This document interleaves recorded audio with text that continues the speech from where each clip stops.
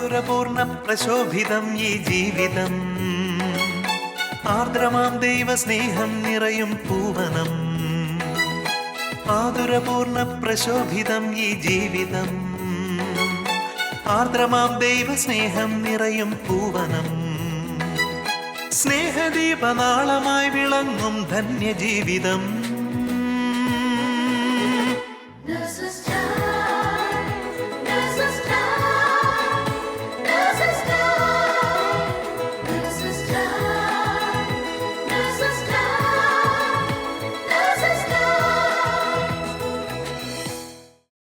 ഈശോ മിശിഹായ്ക്ക് സ്തുതിയായിരിക്കട്ടെ. ജെറമ്യ 29:11 കർത്താവ് അരുളി ചെയ്യുന്നു, എനിക്ക് നിങ്ങളെക്കുറിച്ചൊരു പദ്ധതിയുണ്ട്, നിങ്ങളുടെ നാശത്തിനല്ല ക്ഷേമത്തിനുള്ള പദ്ധതിയാണിത്, നിങ്ങൾക്ക് ശുഭമായ ഭാവിയും പ്രത്യാശയും നൽകുന്ന പദ്ധതി. ഈ വചനത്തിൻ്റെ അഭിഷേകം നാം എല്ലാവരിലും നിറയട്ടെ എന്ന പ്രാർത്ഥനയോടെ ഏവരെയും ഇന്നത്തെ നേഴ്സസ് ടൈമിലേക്ക് ഈശോയുടെ നാമത്തിൽ പ്രാർത്ഥനയോടെ സ്വാഗതം ചെയ്യുന്നു. ഈശോയുടെ കരുതലും സ്നേഹവും അനുഭവിച്ചറിഞ്ഞ UAE ബെഥാസ്ദയിൽ നിന്നുള്ള നഴ്സുമാരായ ജിസ് ഡിസ്നി കുടുംബത്തെ നമുക്കിന്ന് പ്രാർത്ഥനയോടെ ശ്രവിക്കാം. ശാലോം പ്രേക്ഷകർക്ക് വേണ്ടി നിങ്ങളെ തന്നെ ഒന്ന് പരിചയപ്പെടുത്താമോ? എൻ്റെ പേര് ജിസ് തോമസ്. ഞാൻ തലശ്ശേരി രൂപതയുടെ കീഴിലുള്ള കച്ചിർക്കട ഇടവകയിലാണ്. ഇപ്പോൾ 12 വർഷമായിട്ട് അബുദാബിയിൽ നേഴ്സായി ജോലി ചെയ്യുന്നു. ഇത് എൻ്റെ ഭാര്യ. എൻ്റെ പേര് ഡിസ്നി ജോയ്. ഞാനും ഒരു നേഴ്സാണ്. അബുദാബിയിൽ 10 വർഷമായിട്ട് ജോലി ചെയ്യുന്നു. ഞങ്ങൾക്ക് 2 മക്കളാണുള്ളത്. എൻ്റെ പേര് ആസ്നിൽ ജിസ് തോമസ്. എൻ്റെ പേര് ഏഞ്ചൽ ടെസജിസ്. നിങ്ങൾ 2 പേര് നഴ്സുമാരാണല്ലോ. അപ്പോൾ ഈ നഴ്സിംഗ് ഫീൽഡിലോട്ട് നിങ്ങൾ വരാനുണ്ടായ ഒരു സാഹചര്യത്തെക്കുറിച്ച് നിങ്ങൾക്ക് 2 പേർക്കൊന്ന് പറയാമോ? എന്നെ സംബന്ധിച്ചിടത്തോളം എളുപ്പത്തിൽ ജോലി ലഭിക്കാനുള്ള ഒരു പ്രൊഫഷനായിട്ടാണ് നേഴ്സിങ്ങിനെ ഞാൻ കണ്ടിരുന്നത്.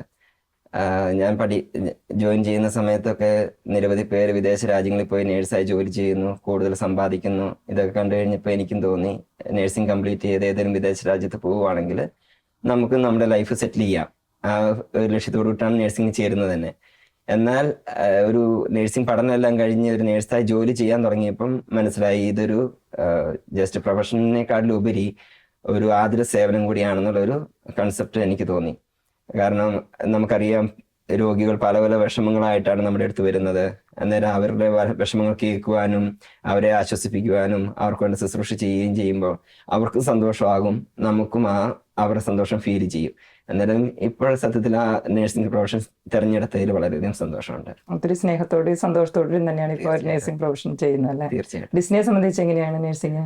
എൻ്റെ കാര്യത്തിലും ചേച്ചി, ഞാൻ നഴ്സിംഗ് ഫീൽഡ് തിരഞ്ഞെടുക്കാനുള്ളൊരു മെയിൻ കാരണം എൻ്റെ പപ്പയുടെ മമ്മിയുടെ ഒരു വലിയ ആഗ്രഹമായിരുന്നു എന്നെ ഒരു BSc നഴ്സിങ്ങിന് പഠിപ്പിക്കുക എന്നുള്ളത്. അങ്ങനെയാണ് ഞാൻ നഴ്സിംഗ് ഫീൽഡിൽ എത്തിച്ചേർന്നത്. നിങ്ങളുടെ ജീവിതത്തിൽ ഏതെങ്കിലും വിധത്തിലുള്ള ദൈവിക ഇടപെടലുകൾ ഉണ്ടായിട്ടുണ്ടോ? തീർച്ചയായിട്ടും. ഞങ്ങൾ 2 പേരുടെയും ജീവിതത്തിൽ ധാരാളം ദൈവത്തിൻ്റെ ശക്തമായ ഇടപെടലുകൾ ഉണ്ടായിട്ടുണ്ട്. അതിലെടുത്ത് പറയാനാണെങ്കിൽ എൻ്റെ ജീവന് തന്നെ ഭീഷണിയാകാമായിരുന്ന ഒരു രോഗാവസ്ഥയിൽ നിന്നും ദൈവം അത്ഭുതകരമായിട്ട് എന്നെ രക്ഷിച്ച ഒരു സംഭവമുണ്ട്. 2012 ഞാൻ ജോലി ചെയ്തുകൊണ്ടിരുന്ന ക്ലിനിക്കിൽ വെച്ച് ജോലിയുടെ സമയത്ത് തന്നെയാണ് പെട്ടെന്ന് എനിക്കൊരു നെഞ്ചുവേദന പോലെ തോന്നി. രാത്രി 11 മണിയെങ്കിലും ആയി കാണും. ആ സമയത്താണ് തോന്നുന്നത്. അതായത് ഞാൻ ഡോക്ടറെ അടുത്ത് പോയി, ഡോക്ടറെ കണ്ടു, എല്ലാം ചെക്ക് ചെയ്ത് നോക്കിയിട്ട് പറഞ്ഞു വേറെ കുഴപ്പമൊന്നുമില്ല, റെസ്റ്റ് എടുത്താൽ മതി, ചിലപ്പം ജോലിയുടെ ഇതുകൊണ്ടായിരിക്കും, ജസ്റ്റ് റെസ്റ്റ് എടുക്കാൻ പറഞ്ഞു.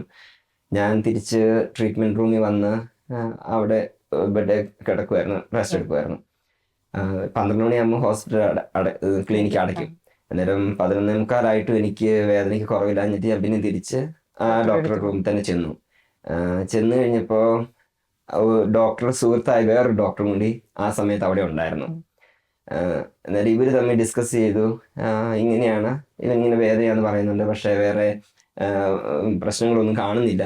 അന്നേരം ഈ സുഹൃത്തായി വന്ന ഡോക്ടർ പറഞ്ഞു നമുക്ക് പെർക്കഷനും കൂടി ചെയ്ത് നോക്കി, ഇങ്ങനെ കൊട്ടി നോക്കിയിട്ട് സൗണ്ട് വ്യത്യാസം ഉണ്ടോന്ന് അറിയാൻ വേണ്ടിയിട്ട് അവരിങ്ങനെ നോക്കി കഴിഞ്ഞപ്പോൾ ഈ റൈറ്റ് സൈഡിലെ ലെൻസിന് ഒരു സൗണ്ട് വ്യത്യാസം പോലെ തോന്നിയതുകൊണ്ട് പെട്ടെന്ന് അവർ എക്സ്റേ ഡിപ്പാർട്ട്മെന്റിലേക്ക് വിളിച്ചു പറഞ്ഞു ഒരാളുടെയും കൂടി എക്സ്റേ ചെയ്യാനുണ്ട്, അതുകൊണ്ട് ക്ലോസ് ചെയ്യില്ല, ഞാൻ പെട്ടെന്ന് വരുന്നതെന്ന് പറഞ്ഞു. ഡോക്ടർ ഞങ്ങളെയും കൂട്ടിക്കൊണ്ട് നേരെ എക്സ്റേ ഡിപ്പാർട്ട്മെന്റിലേക്ക് പോയി.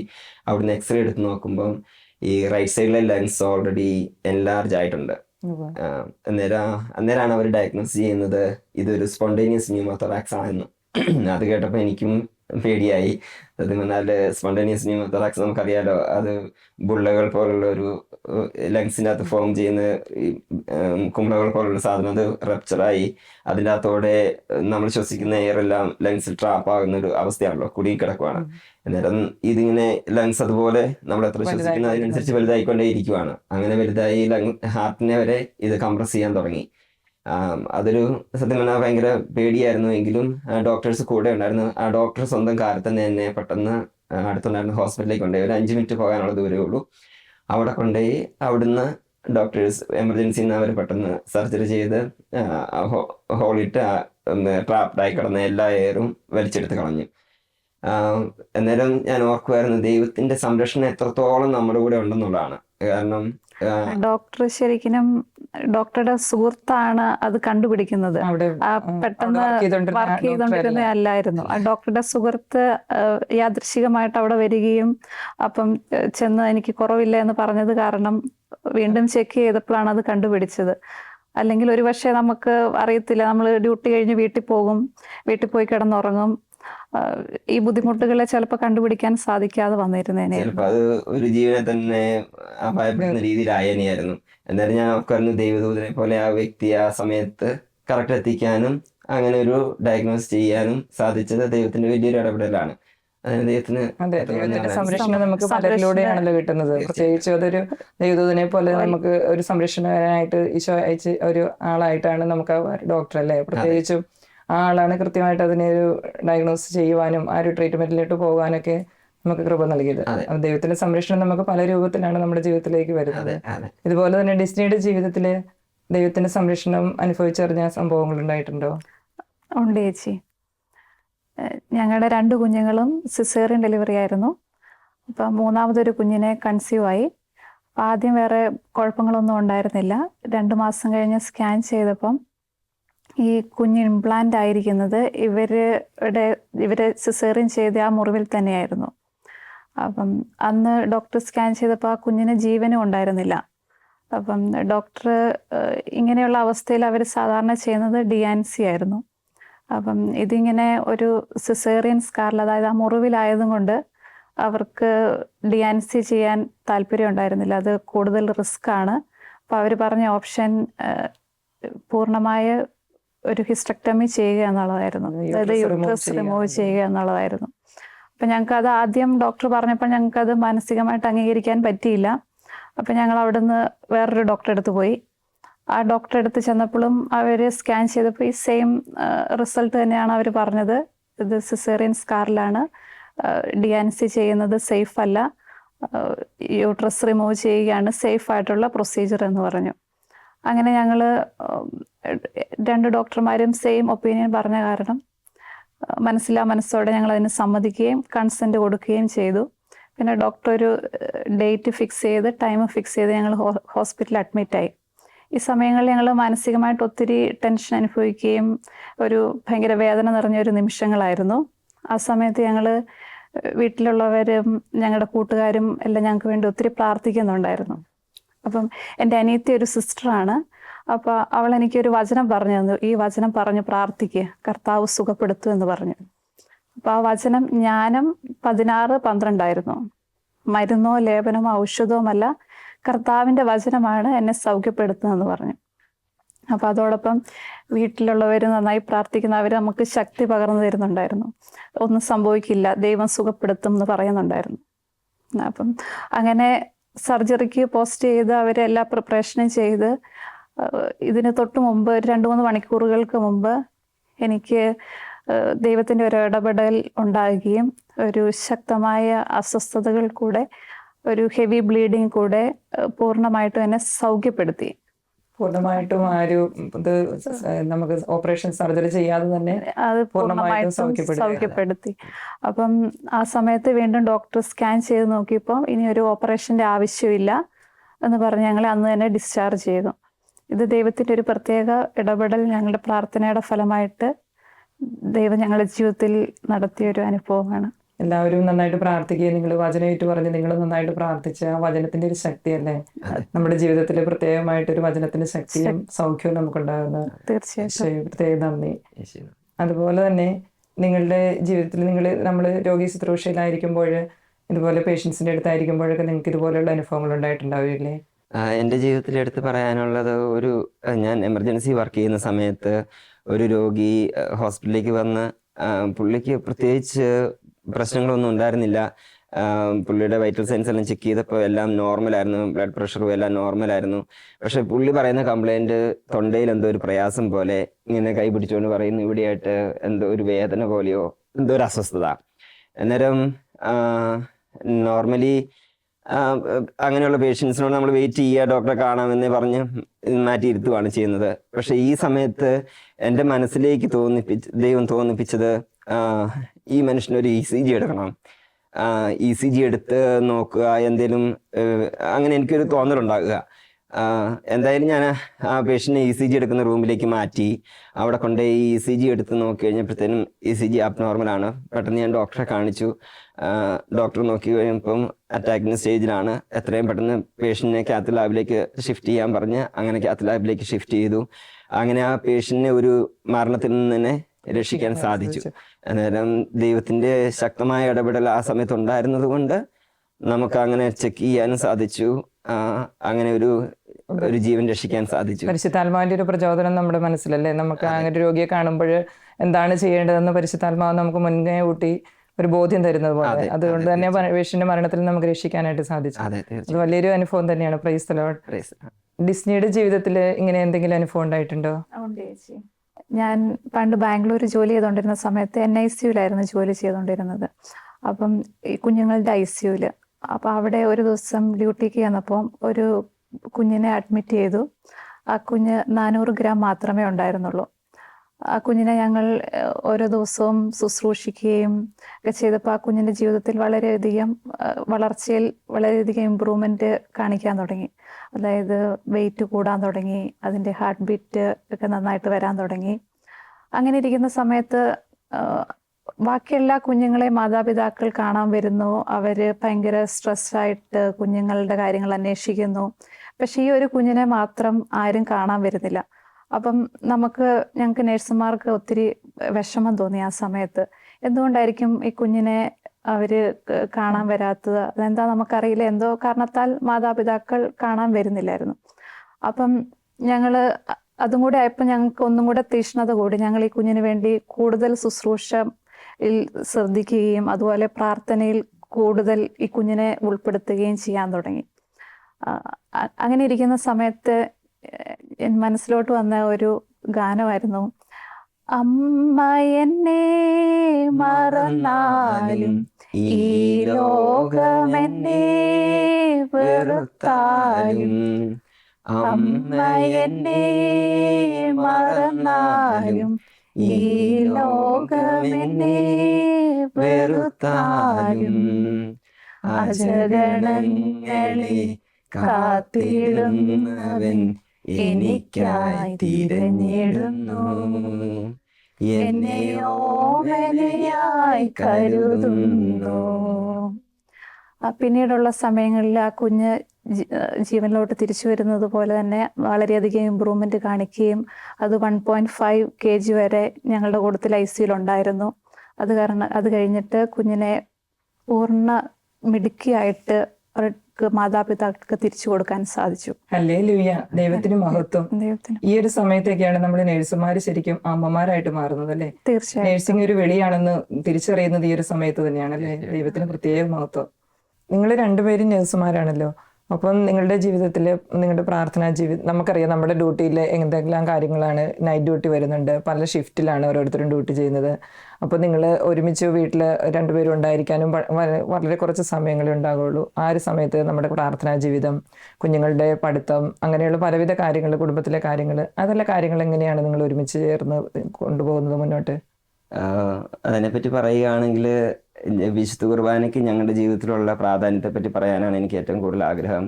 ഞങ്ങൾ രണ്ടുപേരുടെയും കൂടി ഒരു ഡിസിഷനായിരുന്നു, എവിടെയാണെങ്കിലും വിശുദ്ധ കുർബാനയിൽ പങ്കെടുക്കാൻ പറ്റുന്ന ഒരു സ്ഥലത്ത് ഒന്നിച്ചു വരണം എന്നായിരുന്നു. ഡിസ്നി സൗദിയിൽ നല്ലൊരു ജോലി തന്നെയായിരുന്നു. അവിടുന്ന് ജോലി ഉപേക്ഷിച്ച് ഇവിടെ അബുദാബിയിലേക്ക് വന്നു. ഇവിടെ ആകുമ്പോൾ നമുക്ക് പള്ളിയിൽ പോകാം, പരിശുദ്ധ കുർബാനയെ അടിസ്ഥാനമായിട്ടുള്ള ഒരു ജീവിതം നയിക്കാനും പറ്റും. അതാണ് ഞങ്ങളുടെ ഒരു ശക്തി. തീരുമാനമായിരുന്നു. അതെ, അങ്ങനെ ഒരു തീരുമാനത്തിൽ ഒന്നിച്ചു വരികയും ഞങ്ങൾ എല്ലാ ദിവസവും ആഴ്ചയിൽ ഒരിക്കൽ വിശുദ്ധ കുർബാനയ്ക്ക് അബുദാബിക്ക് പോകും. കാരണം ഇവിടുന്ന് 2 മണിക്കൂറോളം യാത്ര ചെയ്താലാണ് പള്ളിയിലെത്തുക. എന്തായാലും അവിടെ പോയി ഞങ്ങൾ കുർബാന മുടങ്ങാതെ കൂടുമായിരുന്നു.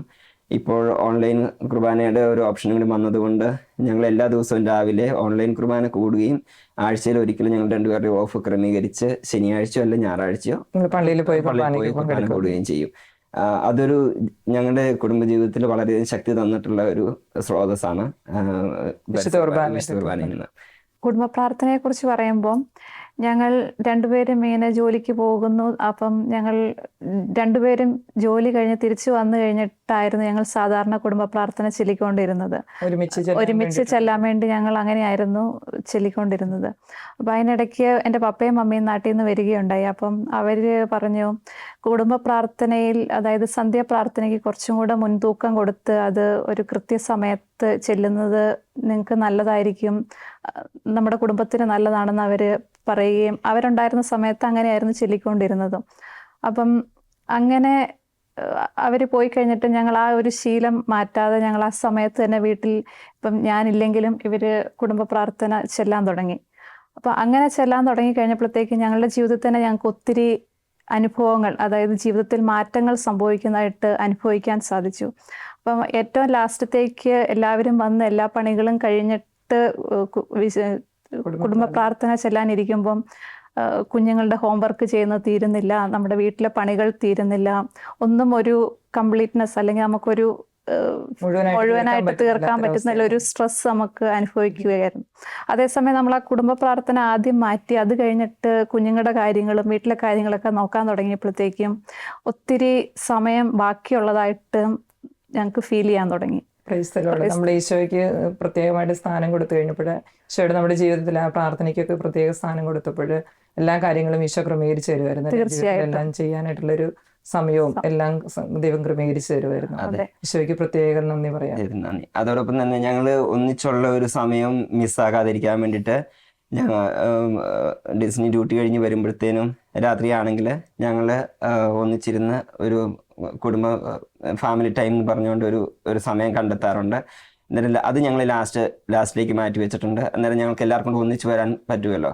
ആ സമയങ്ങളിൽ കുഞ്ഞുങ്ങൾക്ക് വിശുദ്ധരെ പറ്റി പറഞ്ഞു കൊടുക്കുകയും അവർക്ക് ബൈബിൾ വചനം പഠിക്കുക, പിന്നെ അത് എഴുതുക, ബൈബിൾ വചനം എഴുതുക, വിശുദ്ധരുടെ ഇവർ കാണുന്ന വിശുദ്ധരുടെ കാർട്ടൂണൊക്കെ കാണാറുണ്ട്.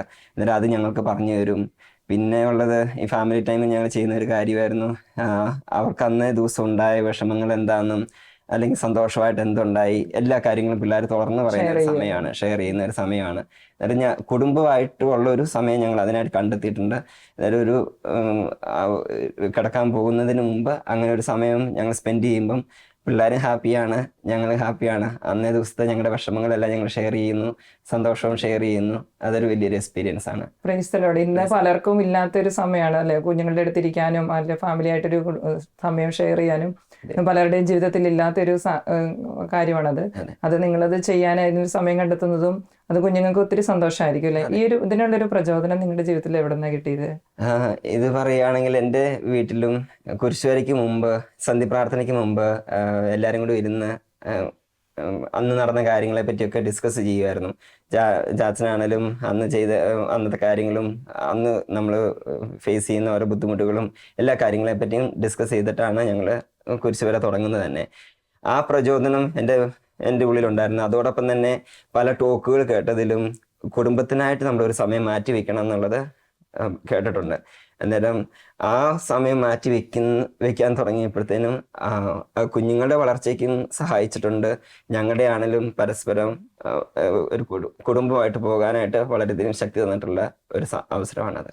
Praise the Lord. അതൊരിക്കലും നഷ്ടമല്ലല്ലേ നമ്മുടെ ഫാമിലിക്ക് വേണ്ടിയിട്ട് മാറ്റി വെക്കുന്ന ഒരു സമയം. മോളെ, നിങ്ങൾ ഫാമിലി ടൈമിനെ കുറിച്ച് ചാച്ചനമ്മയും പറഞ്ഞല്ലോ, നിങ്ങൾക്ക് ഇഷ്ടമാണോ ഫാമിലി ടൈം? ഫാമിലി ടൈമിൽ നിങ്ങൾ വിശുദ്ധരെ കുറിച്ച് കേൾക്കാറുണ്ട്, വിശുദ്ധരുടെ സ്റ്റോറികൾ വായിക്കാറുണ്ട് എന്നൊക്കെ പറഞ്ഞു. ഓക്കെ, ഏതൊക്കെ വിശുദ്ധരെ കുറിച്ച് അറിയാം? Saint Agnes, saint Maria Goretti, saint Alphonsa, saint Dominic Savio, അത്രയൊക്കെ. വചനങ്ങളൊക്കെ പഠിക്കാറുണ്ടോ ഈ ഒരു ഫാമിലി ടൈമില്? ആ. മോൾക്ക് ഇഷ്ടമുള്ള ഒരു വചനം പറയാമോ? I will lie down and sleep in peace, for your Lord made me to live in safety. അത് കിടന്നുറങ്ങുന്നതിന് മുമ്പും ചെല്ലും. കിടന്നുറങ്ങുന്നതിന് മുമ്പ് വചനം ചൊല്ലിയിട്ടാണ് ഇരുന്നത്. ഈശോയ്ക്ക് നന്ദി. മോനെ ഏതൊക്കെ വചനങ്ങൾ അറിയാം? Deuteronomy 33:26. People of Israel, no God is like your God, riding in splendor across the sky, riding through the clouds to come to your aid. മോനെ ഏറ്റവും ഇഷ്ടപ്പെട്ട വിശുദ്ധരാണ്? എനിക്ക് ഏറ്റവും ഇഷ്ടപ്പെട്ട വിശുദ്ധൻ സെയിന്റ് ഡൊമിനിക് സാവിയർ. ഡൊമിനിക് സാവിയുടെ സ്റ്റോറി ഒക്കെ വായിക്കാറുണ്ടല്ലേ? വായിച്ചതല്ല. അതുപോലെ തന്നെ ജാജൻ പറയുന്നുണ്ടായിരുന്നു നിങ്ങൾ ഓഡിയോ ബൈബിൾ കേട്ടുകൊണ്ടാണ് കിടന്നുറങ്ങുന്നതെന്ന്. അതെ, ഞാൻ ഓഡിയോ അതിനെന്തെങ്കിലും പ്രത്യേക കാരണങ്ങളുണ്ടോ ഓഡിയോ ബൈബിൾ കേട്ടുകൊണ്ട് ഉറങ്ങുന്നതിന്? രണ്ടുപേരും ബൈബിൾ കേട്ടുകൊണ്ടിറങ്ങുന്ന സമയത്ത്, പണ്ട് ഓഡിയോ ബൈബിൾ കേൾക്കാണ്ട് കിടന്ന സമയത്ത് രാത്രിയിൽ പേര് സ്വപ്നങ്ങൾ വരുമായിരുന്നു. ചിലപ്പോഴൊക്കെ പേര് സ്വപ്നങ്ങൾ വരുമ്പോൾ ഞാൻ കരയായിരുന്നു. അപ്പോഴത്തേക്കും പിന്നെ ചാച്ച ഓഡിയോ ബൈബിൾ വെച്ച് തുടങ്ങിയപ്പോഴത്തേക്കും പിന്നെ പേടിയൊക്കെ പോയി. ഇങ്ങനെ ഓഡിയോ ബൈബിൾ കേട്ട് ഉറങ്ങി സമാധാനത്തോടെ ഉറങ്ങാൻ പറ്റുന്നുണ്ടല്ലേ? പേടിയൊന്നുമില്ല. അത് ഇപ്പൊ കരയുന്നൊന്നുമില്ല. ഈശോയെ നന്ദി. അത് അങ്ങനെ ഓഡിയോ ബൈബിൾ വെച്ച് കൊടുക്കാനായിട്ട് എങ്ങനെയാണ് ഒരു പ്രചോദനം കിട്ടിയത്? ചേച്ചി, ഞങ്ങള് കഴിഞ്ഞ വർഷം പെന്തക്കോസ്ത് അനുഭവ ധ്യാനം കൂടാൻ പോയപ്പോൾ നേഴ്സസ് മിനിസ്ട്രിയുടെ ഭാഗമായിട്ടുള്ള ധ്യാനം കൂടിയപ്പോൾ അതിലെ സാക്ഷ്യങ്ങൾ കൂടെ പറയുകയുണ്ടായി. Audio Bible full time play ചെയ്തുകൊണ്ടിരുന്ന വീടുകളെക്കുറിച്ചും അവിടെ സംഭവിച്ച അത്ഭുതങ്ങളെക്കുറിച്ചും ഒക്കെ പറയുകയുണ്ടായി. അപ്പോൾ അങ്ങനെയാണ് ഞങ്ങൾക്ക് അങ്ങനെ ഒരു ഇൻസ്പിറേഷൻ ഒരു ജീവിതത്തിലോട്ട് നമ്മുടെ വീട്ടിലും ഓഡിയോ ബൈബിൾ വെക്കണമെന്നുള്ള ഒരു ആഗ്രഹം വന്നത്. ഹല്ലേലൂയ. നല്ലൊരു ഇതല്ലേ നമുക്ക് അങ്ങനെ പോകുന്ന ക്ലാസ്സുകളിലൂടെയും പ്രത്യേകിച്ച് നമ്മൾ പെന്തക്കോസ്ത് അനുഭവങ്ങളിലൂടെയൊക്കെ പോകുമ്പോൾ നമുക്ക് പുതിയ പുതിയ അറിവുകൾ കിട്ടുന്നത്, അത് നമ്മുടെ ജീവിതത്തിൽ പ്രാവർത്തികമാക്കുക, നമ്മുടെ കുഞ്ഞുങ്ങൾക്ക് അത് പറഞ്ഞു കൊടുക്കുക, അതൊക്കെ നമ്മുടെ ഒരു കൂട്ടായ്മയുടെ ഭാഗമായിട്ട് നമ്മുടെ ജീവിതത്തിൽ വരുന്ന മാറ്റങ്ങളാണ് അല്ലേ? അപ്പോൾ നിങ്ങൾ നേഴ്സസ് മിനിസ്ട്രി കൂട്ടായ്മയിലൊക്കെ പങ്കെടുക്കാറുണ്ടല്ലേ? അതിൽ നിന്ന് കിട്ടിയ എന്തെങ്കിലും അനുഭവങ്ങൾ നിങ്ങൾക്ക് ഷെയർ ചെയ്യാൻ പറ്റുമോ? ഞങ്ങൾ അബുദാബിയിൽ വന്ന് നേഴ്സായി ജോലി ചെയ്യാൻ തുടങ്ങിയിട്ട് 12 വർഷമായെങ്കിലും നേഴ്സസ് മിനിസ്ട്രിയുടെ ഭാഗമായിട്ട് ഒന്നിനും പങ്കുചേർന്നിട്ടില്ലായിരുന്നു. എന്നാൽ അടുത്ത ഇടയ്ക്ക് നടന്ന ഗ്രേറ്റസ്റ്റ് കോളിലും പിന്നെ പെന്തക്കോസ്ത് ഈവെന്റിലും ഞങ്ങൾ പങ്കുചേർന്നപ്പോഴത്തേനും അതിൽ നിന്നും കുറേ ഇൻസ്പിറേഷൻ ഞങ്ങൾക്ക് കിട്ടി. അതിൽ എനിക്ക് എടുത്തു പറയാനുള്ളത്, ഈശോയെ നമ്മൾ രോഗികളെ കാണുമ്പോൾ അവരിൽ ഈശോയെ കണ്ടുകൊണ്ട് ശുശ്രൂഷിക്കുകയാണെങ്കിൽ ആ രോഗികൾക്ക് കിട്ടുന്ന രോഗസൗഖ്യവും നമുക്ക് കിട്ടുന്ന ഒരു സാറ്റിസ്ഫാക്ഷനും വളരെ വലുതായിരിക്കും. ശരിക്കും രോഗികളിലെല്ലാം വളരെ സ്നേഹത്തോടും ആർദ്രതയോടും കൂടി നമുക്ക് അവരെ ശുശ്രൂഷിക്കാൻ പറ്റും അല്ലെ? എന്തൊക്കെ തിരക്കുണ്ടെങ്കിലും നമുക്ക് അല്ലെ ആ ഒരു ജോലി നമ്മൾ ഇഷ്ടപ്പെട്ട് ചെയ്യുമ്പോൾ നമുക്ക് എത്ര തിരക്കുണ്ടെങ്കിലും അത് ആ തിരക്ക് ഫീൽ ചെയ്യാതെ നമുക്ക് ചെയ്യാൻ പറ്റും. തീർച്ചയായിട്ടും. ഇത് ഇപ്പോഴും നമ്മൾ ഒരു ആതുരസേവനം മാത്രമായിട്ട് ചിന്തിക്കുന്നതിലും കൂടുതൽ ഇച്ചിരി സ്ട്രോങ് ആയിട്ടുള്ള ഒരു ഐഡിയ ആയിരിക്കും ഈശോയെ നമ്മൾ ശുശ്രൂഷിക്കുന്നു എന്നുള്ള ചിന്തയോടുകൂടി ചെയ്യുമ്പോൾ തീവ്രതയോട് നമുക്ക് ചെയ്യാൻ സാധിക്കും. എന്നാലും അതിനായിട്ട് പരിശ്രമിക്കാൻ സാധിച്ചാൽ ജീവിതത്തിൽ നേടാവുന്ന വലിയൊരു നേട്ടം തന്നെയാണ്. അതിൽ പിന്നെ ഞങ്ങൾ ഇപ്പോൾ എല്ലാ പ്രാവശ്യവും ശനിയാഴ്ച ദിവസങ്ങളിലുള്ള മിനിസ്ട്രിയുടെ ഭാഗമായിട്ട് കൂട്ടായ്മയുടെ ഭാഗമായിട്ടുള്ള പ്രേയറുകളിലും പങ്കുചേരുന്നു. അതിന്റെ ഭാഗമായിട്ട് എല്ലാ കാര്യങ്ങളിലും ഞങ്ങൾ ഒന്നിച്ചേർന്ന് പ്രവർത്തിക്കുന്നുണ്ട്. നമ്മുടെ വ്യക്തി ജീവിതത്തിലും കുടുംബ ജീവിതത്തിലും ജോലി മേഖലയിലും മാതൃകയാക്കാൻ പറ്റിയ ചിന്തകളാണ് ഈ കുടുംബം നമ്മളുമായി പങ്കുവച്ചത്. ഈ കൃപ നമ്മുടെ ജീവിതത്തിൽ നിറയാൻ വേണ്ടി നമുക്ക് ആഗ്രഹിക്കാം. അതിനുള്ള കൃപയ്ക്കായി ലോകമെമ്പാടുമുള്ള എല്ലാ നഴ്സുമാരെയും അവരുടെ കുടുംബങ്ങളെയും പരിശുദ്ധ അമ്മയുടെ വിമല ഹൃദയം വഴി ഈശോയ്ക്ക് സമർപ്പിച്ചുകൊണ്ട് നമുക്ക് പ്രാർത്ഥിക്കാം. ഓരോ നഴ്സും ഒരു വിശുദ്ധനാകട്ടെ, ഒരു വിശുദ്ധിയാകട്ടെ. ആമേൻ. ദൈവമാതാവും ഞങ്ങളുടെ അമ്മയുമായ കന്യകാമറിയമേ, ഫാത്തിമാനാഥേ, എൻ്റെ കുടുംബത്തെയും തിരുസഭയെയും മാനവകുലത്തെയും ലോകമെമ്പാടുമുള്ള നേഴ്സുമാരെയും അങ്ങേ വിമല ഹൃദയത്തിന് പ്രതിഷ്ഠിക്കുന്നു. അങ്ങേ ശക്തിയുള്ള സംരക്ഷണത്തിൽ ഞങ്ങളെ കാത്തുകൊള്ളണമേ. ആത്മീയവും ശാരീരികവുമായ സകല അപകടങ്ങളിലും ക്ലേശങ്ങളിലും നിന്ന് ഞങ്ങളെ രക്ഷിച്ചു കൊള്ളണമേ. എല്ലാറ്റിലും ദൈവേഷ്ടം കണ്ടെത്തി നിറവേറ്റുവാനും യേശുവിൻ്റെ തിരുഹൃദയത്തിന് പ്രീതികരമായ വിധത്തിൽ ജീവിച്ച് സ്വർഗഭാഗ്യത്തിൽ എത്തിച്ചേരുവാനും കാരുണ്യനാഥേ, ഞങ്ങളുടെ സ്നേഹമുള്ള അമ്മേ, ഞങ്ങളെ സഹായിക്കണമേ. ആമേൻ.